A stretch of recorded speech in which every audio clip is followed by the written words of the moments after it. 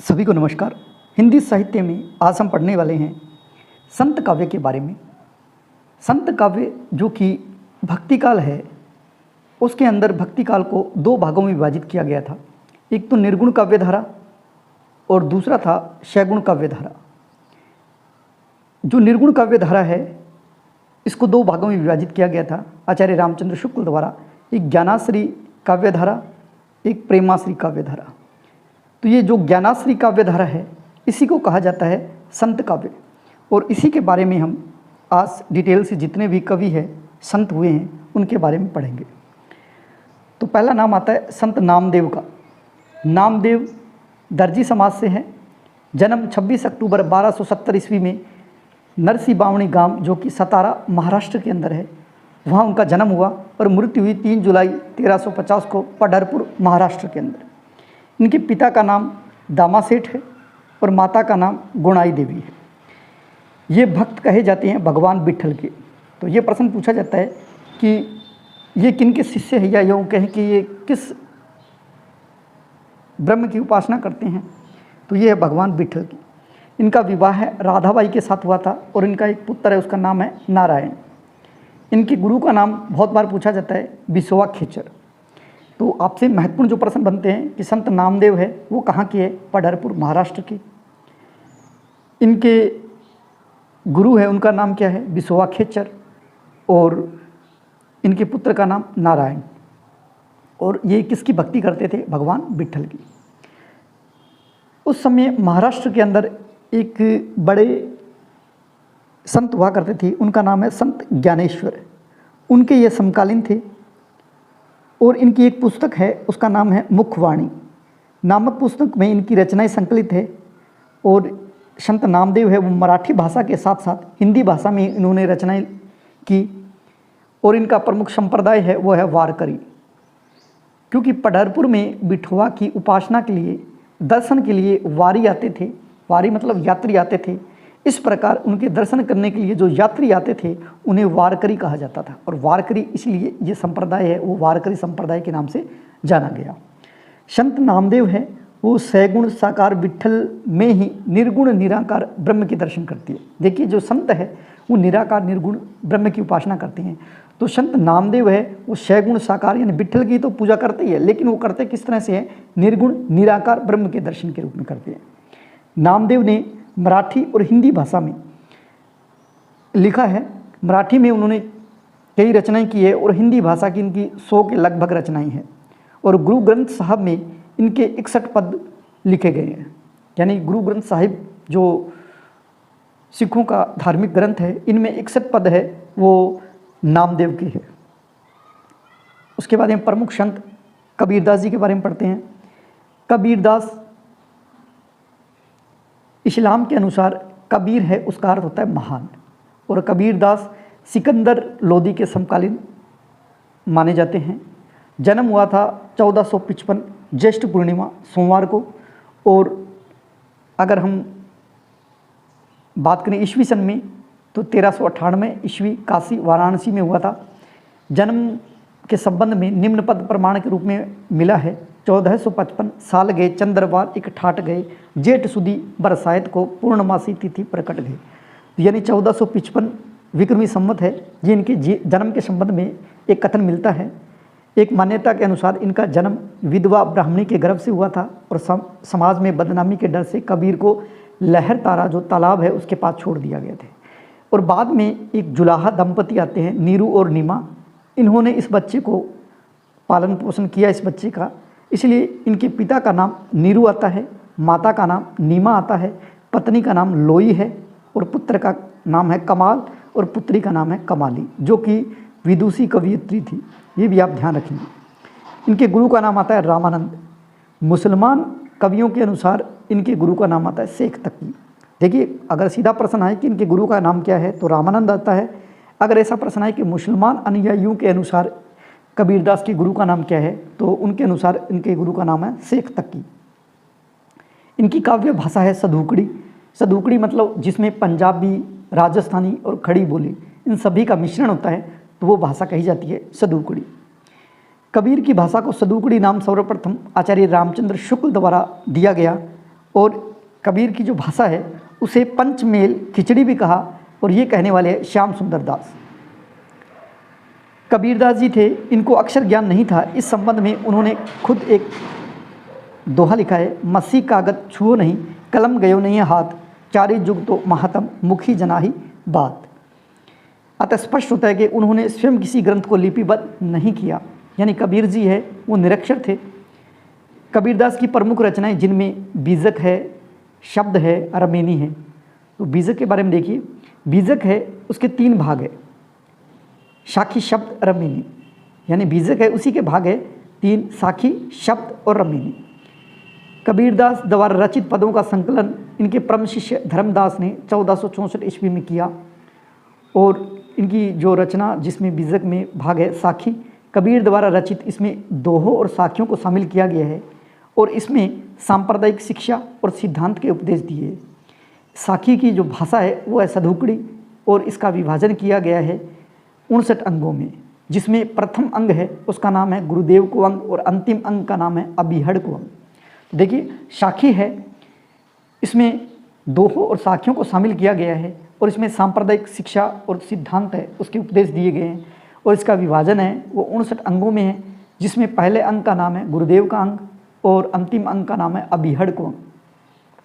दूसरा जो बीजक है उसका भाग है शब्द, कबीर द्वारा रचित पद, कबीर के माया संबंधी विचारों की अभिव्यक्ति इसमें, और इसकी भाषा है वो ब्रज और पूर्वी बोली है।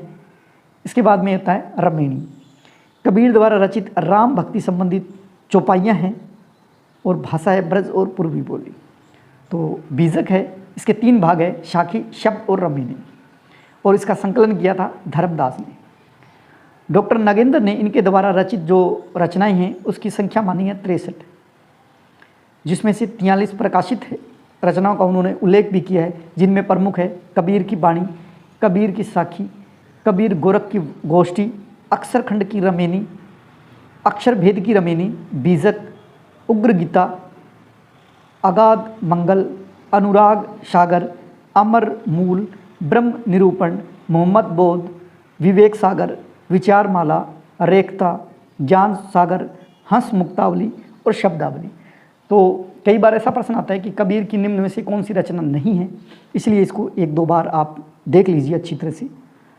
कबीर की प्रमुख विशेषताएं देखिए, कबीरदास जी है उनके अनुसार कण कण में ईश्वर की व्याप्ति है, यानी वो खुद कहते हैं कि तेरा साईं तुझ में है, जू पहुपन में बास, कस्तूरी का मृग जू फिरी फिरी सूंघे घास।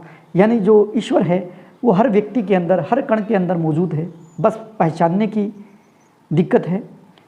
उसके बाद में उन्होंने कहा कि मूर्ति पूजा का विरोध किया है, वो मूर्ति पूजा के विरोधी थे। वैसे जितने भी संत हुए हैं वो लगभग मूर्ति पूजा का विरोध ही करते हैं। पाहन पूजे हरि मिले तो मैं पूजूं पहाड़, ताहे यह चाकी भली पीस खाए संसार। वो कहते हैं कि पत्थर को पूजने से अगर ईश्वर मिलता है तो इससे अच्छा है कि मैं छोटा सा पत्थर क्यों ना पूज के पूरा पहाड़ पूजूं, इससे तो कुछ मिलने वाला तो नहीं है नहीं, इसलिए इससे तो अच्छी चाकी है जो हमें गेहूं है या आटा पिसाई करके देती है, तो इससे अच्छा है कि वो हमारे काम की चीज़ है, तो उसकी पूजा करनी चाहिए। फिर कहते हैं कि विरह की व्याकुलता है, इनकी जो रचनाएं हैं उनमें धार्मिक आडंबरों का विरोध है, आत्मा और परमात्मा का एकत्व प्रतिपादन किया है, गुरु को विशेष महत्व दिया है, अहिंसा का इन्होंने संदेश दिया है, नारी की निंदा की है, और अवतारवाद का खंडन मिलता है इसमें। वो कहते हैं दशरथ तिहु सुत लोक बखाना, राम नाम का मरम है आना। राम नाम यानी ब्रह्मा, उसी को उन्होंने राम कहा है।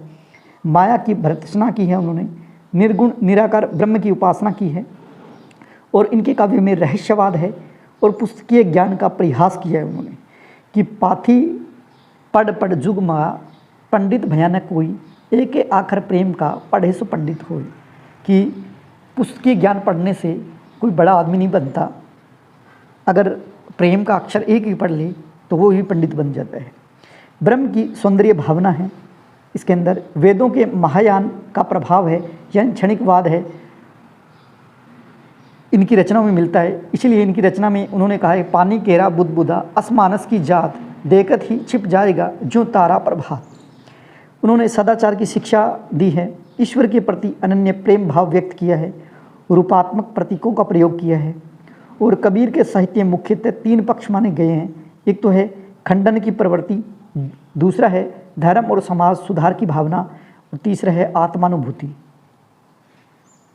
इसके बाद में बात करते हैं कि कबीर जी की मृत्यु है वो 1518 ईस्वी में यानी 1575 विक्रमी संवत मानी जाती है, जो कि मगहर में मानी जाती है, क्योंकि उस समय कहते थे काशी में रह के जो देह त्यागता है उसे स्वर्ग मिलता है और कहीं नहीं मिलता, तो उन्होंने अपना जो शरीर है वो मगहर में त्यागा। उसके संबंध में एक कथन मिलता है, संवत 1575 कियो मगहर को गोन, माघ सुदी एकादशी लेवपोन से पून, रलिवपोन से पून। यानी इनकी मृत्यु के संबंध में भी एक कथन मिलता है। देखिए कबीर के बारे में आचार्य रामचंद्र शुक्ल का, आचार्य हजारी प्रसाद द्विवेदी जी का कथन है कि कबीर सिर से लेकर पैर तक मस्त मूला, आदत से अखड़, सब भाव से फकड़, दिल से तर और दिमाग से दुरुस्त, भक्तों की निरीही और भेजदारी के लिए प्रचंड है, ऐसा कहने वाले हैं आचार्य हजारी प्रसाद द्विवेदी कबीर जी के बारे में। कबीर को वाणी का डिटेक्टर कहा है, यानी भाषा का तानाशाही कहा है, वो कहा है हजारी प्रसाद द्विवेदी जी ने। कबीर को भगवान विष्णु के नरसिंह अवतार की प्रतिमूर्ति माना है, और ये मानने वाले भी है आचार्य हजारी प्रसाद द्विवेदी। रामकुमार वर्मा की परिभाषा है कि कबीर संत पहले थे, कवि बाद में है। यानी कबीर के बारे में उन्होंने कहा है कबीर संत पहले थे, कवि बाद में है, ऐसा कहने वाले हैं रामकुमार वर्मा। कबीर अच्छे संत है और समाज सुधारक थे, ऐसा मानते हैं रमाशंकर रसाल। संत मत के समस्त कवियों में कबीर सबसे अधिक प्रभावशाली और मौलिक थे, ये कथन कहा है डॉक्टर नगेंद्र ने। नगेंद्र ने कबीर के बारे में कहा है कि संत मत के समस्त कवियों में कबीर सबसे अधिक प्रभावशाली और मौलिक थे, ऐसा कहने वाले हैं डॉक्टर नगेंद्र। और आचार्य रामचंद्र शुक्ल कहते हैं कि प्रतिभा उनमें यानी कबीर में थी, या वो प्रखर बुद्धि के थे, ऐसा कहने वाले हैं आचार्य रामचंद्र शुक्ल। कबीर तथा अन्य निर्गुणपंथी संतों के द्वारा अंत साधना में रागात्मकता, भक्ति और ज्ञान का योग तो हुआ है, पर क्रम की दशा वही रही जो नाथपंथियों के यहाँ थी, ये कहने वाले हैं आचार्य रामचंद्र शुक्ल। कबीर के बारे में उन्होंने कहा है जिनकी जाति नहीं होती ऐसे कबीर ऐसे थे, ऐसे कहने वाले ग्रियर्सन। ग्रियर्सन कहते हैं कि जिनकी जाति नहीं होती कबीर ऐसे थे, ऐसे कहने वाले ग्रियर्सन। कबीर दार्शनिक न होकर आध्यात्मिक पुरुष मात्र है, ये कथन है पीताम्बर दत्त बर्थवाल जी का। संत कवियों में कबीर के बाद कवि वैसे ही दिखाई पड़ते हैं जैसे चंद्रोदय के बाद नक्षत्र मालाएं, ऐसा कबीर के बारे में कहने वाले हैं डॉक्टर बच्चन सिंह। डॉक्टर बच्चन सिंह कहते हैं कि संत कवियों में कबीर के बाद कवि जो आए हैं वैसे ही दिखाई देते हैं जैसे चंद्रोदय के बाद नक्षत्र मालाएं हैं, और ये कथन कहा है डॉक्टर बच्चन सिंह ने। कबीर प्रधानतः उपदेशक और समाज सुधारक थे, ऐसा कहा है लक्ष्मी सागर वार्षेण्य ने। ये कहता है कि वे समाज सुधारक थे, गलत है। ये कहना कि वे धर्म सुधारक थे और भी गलत है। यदि सुधारक थे तो रेडिकल सुधारक थे, ऐसा कहने वाले हैं डॉक्टर बच्चन। डॉक्टर बच्चन सिंह कबीर के बारे में कहते हैं ये कहना कि वे समाज सुधारक थे तो गलत है, यह कहना कि वे धर्म सुधारक थे तो और भी गलत है। यदि सुधारक थे तो वो कौन से थे? रेडिकल सुधारक। तो रेडिकल सुधारक किसने कहा? डॉक्टर बच्चन सिंह ने। उसके बाद में तुलसीदास जी ने कबीर के बारे में कहा है हिंदी साहित्य के हजारों वर्षों के इतिहास में कबीर जैसा व्यक्तित्व लेकर कोई उत्पन्न नहीं हुआ। महिमा में यह व्यक्तित्व केवल एक ही प्रतिद्वंदी जानता है, और ये कथन कहा है तुलसीदास ने। बाबू गुलाब राय की परिभाषा है ये महात्मा बड़ी स्वतंत्र प्रकृति के थे, ये रूढ़िवाद के कट्टर विरोधी थे, ऐसा कहने वाले हैं बाबू गुलाब राय। कबीर अपने युग के सबसे बड़े क्रांतिकारी थे, ऐसा कहने वाले हैं हजारी प्रसाद द्विवेदी जी। मुसलमान होकर भी असल मुसलमान नहीं थे, वे हिंदू होकर भी हिंदू नहीं थे, वे साधु होकर भी साधु नहीं थे, ऐसा कहने वाले हैं आचार्य हजारी प्रसाद द्विवेदी। हजारी प्रसाद द्विवेदी जी ने कबीर के बारे में ये कथन कहे। इसके बाद में बात करते हैं अन्य संत दादू दयाल के बारे में। दादू दयाल जिनका जन्म हुआ था 1544 ईस्वी में और मृत्यु हुई 1603 ईस्वी में।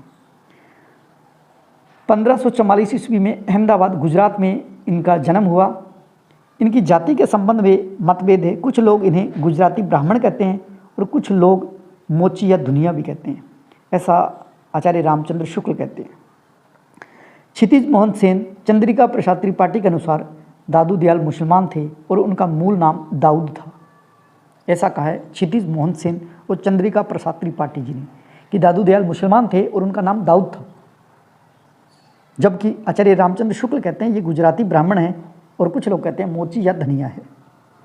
इनके गुरु का नाम बुढ़न आता है और दादूपंथी के अनुसार दादू बच्चे के रूप में साबरमती नदी में बहते हुए लोदीराम नामक ब्राह्मण को मिले थे।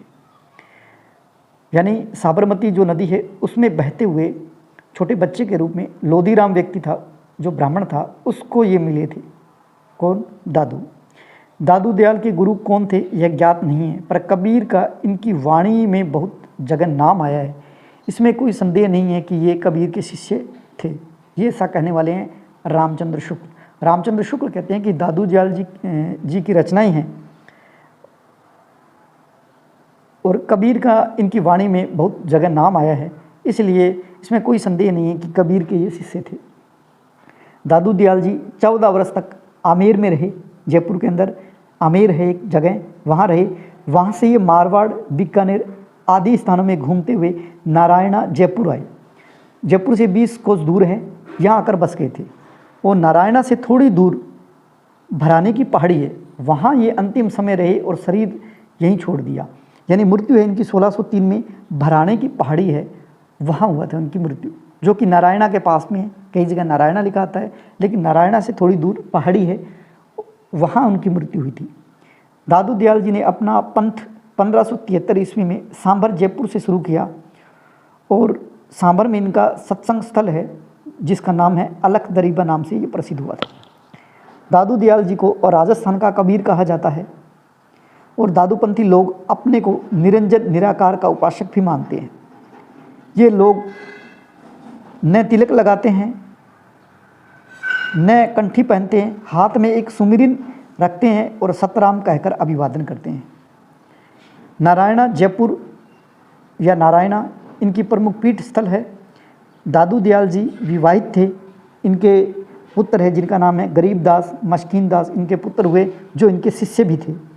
भाषा इनकी मिली जुली पश्चिमी हिंदी और राजस्थानी का मेल है और कुछ पद गुजराती, राजस्थानी, पंजाबी में भी है, ऐसा कहने वाले हैं आचार्य रामचंद्र शुक्ल। दादू दयाल जी के 152 शिष्य, जिनमें प्रमुख इनके 52 शिष्य हुए और इन्हीं 52 शिष्यों को 52 स्तंभ कहा जाता है। इनकी प्रमुख रचनाएं 3 हैं, जिसमें हरडे वाणी, अंगवधु और दादू दयाल। तो हरडे वाणी जो रचना है इसका संकलन इनके शिष्य संत दास जगन्नाथ दास द्वारा किया गया और अंगवधु है इसका संकलन किया था रजब द्वारा, वो भी इनके शिष्य थे। और अंगवधु जो रचना है, दादू दयाल जो रचना है वो परशुराम चतुर्वेदी द्वारा संकलन किया गया। तो इनकी 3 रचनाएं हैं, हरडे वाणी, अंगवधु और दादू दयाल। इनकी रचनाओं में अरबी फारसी के शब्द अधिक मिलते हैं और प्रेम तत्व की व्यंजन अधिक है। दादू की वाणी में यद्यपि उक्तियों का वह चमत्कार नहीं है जो कबीर की वाणी में मिलता है। कबीर के समान खंडन मंडन और वाद विवाद से इन्हें रुचि नहीं थी, यानी खंडन मंडन ये नहीं करते थे और वाद विवाद से इनकी रुचि नहीं थी। इनकी रचनाओं में ईश्वर की व्यापकता है, सदगुरु की महिमा है, जाति पांति का निराकरण है और हिंदू मुस्लिम का अभेद, यानी इन्होंने कोई धर्म है सभी धर्म को स्वीकार किया है, तो हिंदू मुस्लिम को अभेद इत्यादि ये स्वीकार किया है। दादू पंथ का अधिकांश साहित्य है वो ढूंढाड़ी भाषा में, यानी ये जयपुर के पास रहते थे इसलिए जयपुरी जो भाषा है वो ढूंढाड़ी भाषा कही जाती है। तो इनकी अधिकांश रचनाएं हैं वो ढूंढाड़ी भाषा में है। इनकी रचनाओं के प्रमुख पद निम्न हैं, जैसे घीव दूध में रमी रहियो, व्यापक सबकी ठोर, दादू बगता बहुत है, मती काढ़े थे और। ऐसे देखने में लगता है कि ये कबीर की रचना है, तो इसमें दादू चलो नाम आ गया लेकिन फिर भी ध्यान रखें, घीव दूध में रहियो, व्यापक सबकी ठोर, ये रचना दादू दयाल की है। यह मसीत यह देहरा, ऐसे लग रहा है जैसे ये कबीर की रचना है। देखिए, यह मसीत यह देहरा, सदगुरु दिया दिखाए, भीतर सेवा बंदगी बाहरी का ही जाए, ये रचना दादू दयाल की है। जब मन लागे राम सो तब अनंत काहे को जाए, दादू पानी लूण जूं ऐसे रहियो समाए, ये भी जो पंक्ति है वो दादू दयाल जी की है। इसके बाद में बात करते हैं सुंदर दास के बारे में, प्रमुख संत सुंदर दास के बारे में। सुंदर दास जिनका जन्म 1596 ईस्वी दौसा राजस्थान में हुआ और इनकी मृत्यु है सांगानेर जयपुर में हुई। इनके गुरु का नाम दादू दयाल है और 6 वर्ष की उम्र में ही वो दादू जी के शिष्य बन गए थे और इनके पिता है वो परमानंद खंडेलवाल है। यानी सुंदरदास है वो खंडेलवाल जो परिवार है उससे संबंध रखते हैं। 1625 में वो फतेहपुर शेखावटी यानी सीकर में आए और यहाँ पर एक गुफा में 12 वर्ष तक योग साधना की उन्होंने, 12 वर्ष तक। इनकी प्रमुख रचनाएं जिनमें ज्ञान समुंदर, सुंदर विलास और सुख समाधि, स्वप्न बोध, ज्ञान झूलना, ये इनकी प्रमुख रचनाएं हैं। कई जगह इनकी रचनाएं का उल्लेख है, उनमें 42 ग्रंथ है, कई जगह 48 ग्रंथ भी लिखे हुए हैं। इनकी रचनाओं का संकलन पुरोहित हरि नारायण शर्मा द्वारा सुंदर ग्रंथावली, इन्हीं के नाम से, सुंदर ग्रंथावली के नाम से 2 भागों में किया।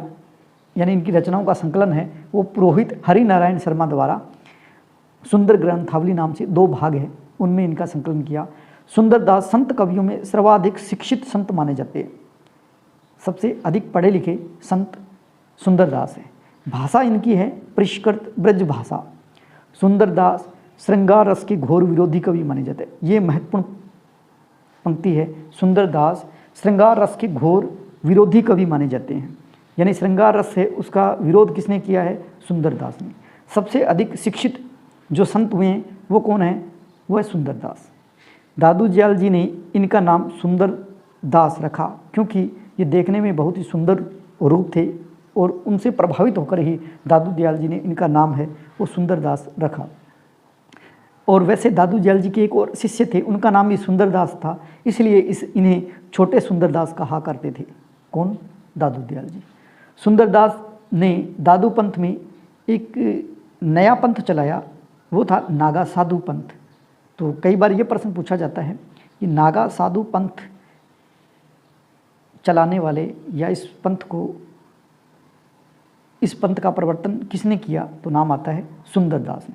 यानी दादू पंथी है उनको कई भागों में विभाजित कर दिया गया था, इसमें एक नागा साधु पंथ है, ये किसके द्वारा पंथ चलाया गया? तो वो है सुंदरदास जी के द्वारा।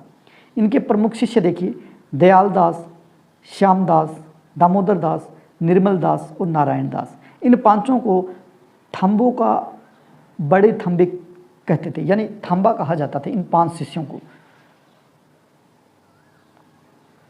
तो इनकी महत्वपूर्ण जो बातें हैं, ये इनका जन्म है वो दौसा में हुआ और उसके बाद में इनके गुरु का नाम दादू दयाल है और इनकी प्रमुख रचनाएं हैं जिनमें ज्ञान समुंदर, सुंदर विलास, सुख समाधि, स्वप्न बोध और ज्ञान झूलना है। और ये सबसे ज़्यादा पढ़े लिखे संत थे और ये श्रृंगार रस के विरोधी संत थे और इनका नाम सुंदर इसलिए रखा गया क्योंकि ये देखने में बहुत सुंदर थे। वैसे इन्हें छोटे सुंदरदास कहा जाता है।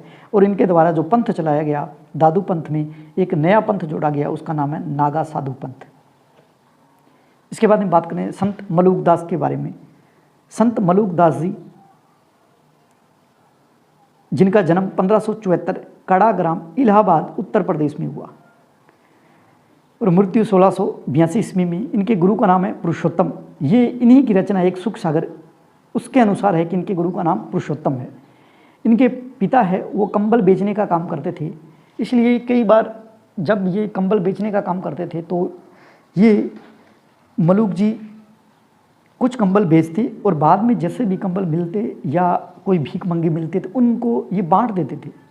तो इनके अंदर जो भावना थी दया की वो बचपन से मिलती हैं। तो जनश्रुति के अनुसार जब ये 5 वर्ष की अवस्था में थे, जब ये पढ़ने गए, तब इनके गुरु ने इनकी पाटी पर वर्णमाला लिखकर उसका अभ्यास करने के लिए भेजा कि आपको ये वर्णमाला लिख के लानी है और इसको याद करके आना है। तो मलूक दास जी ने वर्णमाला के प्रत्येक अक्षर पर साखी लिख डाली। देखिए कितने प्रतिभाशाली थे, उन्होंने प्रत्येक अक्षर पर एक साखी लिख दी। इनके गुरु कौन है इसके मत के बारे में मतभेद बहुत है। कोई विठलनाथ बताते हैं, कोई कील बताते हैं, कोई देवनाथ बताते हैं, कोई मुरार स्वामी बताते हैं, लेकिन ज़्यादातर विठल दास है ये नाम आता है। इनकी प्रमुख रचनाएं हैं, आपको ये याद करना है। एक तो मलूक दास जी कहाँ के है? कड़ा ग्राम इलाहाबाद में, कई जगह कारा भी लिखा रहा है, ध्यान रखना। तो एक तो ये याद रखना है कहाँ के है? इलाहाबाद के हैं। और ये काम जो करते थे वो कंबल बेचने का काम करते थे और इनमें प्रतिभा खूब अच्छी थी। इनके बाद में इनकी प्रमुख रचनाएं ये याद करना है: ज्ञान बोध, रतन सागर, भक्त वच्छावली, भक्ति विवेक, ज्ञान प्रोक्षी, बारखड़ी, रामावतार लीला, ब्रज लीला, ध्रुव चरित, विव्य विभूति, सुख सागर, सफूट पद और इनकी भाषा है वो अवधी और ब्रज है। मेन इनका एक जो पद मिलता है वो महत्वपूर्ण है। ये आलसियों के समर्थक कवि है, क्योंकि उन्होंने आलसियों के लिए एक पंक्ति लिखी कि अजगर करे न चाकरी, पंछी करे न काम, दास मलूका कही गई, सबके दाता राम। ये कहते हैं अजगर है वो कभी नौकरी नहीं करता, और पक्षी होते हैं वो कोई काम नहीं करते। इसी तरह जो सबको मिलता है वो हम सबको ही मिलेगा, यानी ये जो देने वाला है वो सबके दाता राम है। राम ने जब किसी को बनाया है तो सबके लिए कुछ न कुछ जीवित रहने के लिए कुछ न कुछ उनके द्वारा व्यवस्था की गई है। यानी कि जो आलसी हैं उनके लिए ये महत्वपूर्ण कवि माने गए हैं। तो वो कहना चाहते हैं कि अजगर करे न चाकरी, पंछी करे न काम, दास मलूका कहे गए, सबके दाता राम। इस तरह से हमने जो कवि है, संत कवि है, उनके बारे में पढ़ा। और भी बहुत सारे कवि है, तो आज की वीडियो में इतना ही। इसके बाद में और वीडियो लेके आएंगे, और भी संत कवि है उसके बारे में दूसरा वीडियो बनाएंगे और कंप्लीट हो जाएगा। तब तक लिए स्वस्थ रहे, मस्त रहे, और हमारा जो चैनल है उसे सब्सक्राइब करना न भूलें। जय हिंद, जय भारत।